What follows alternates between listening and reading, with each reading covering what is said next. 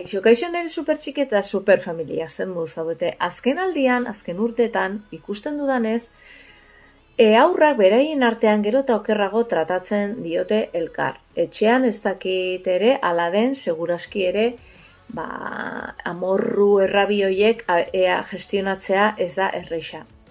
Lagundu dezakegu etxetik nola.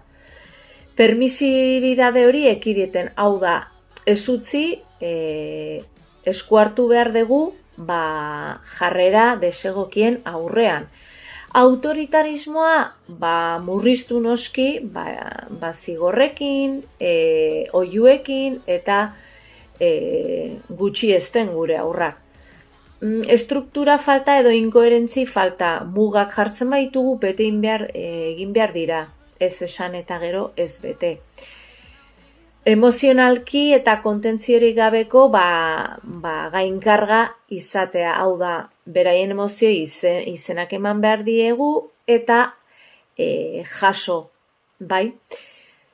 Kontatuko idazue nire pentsamendu berdina duzuen edo ez, benga.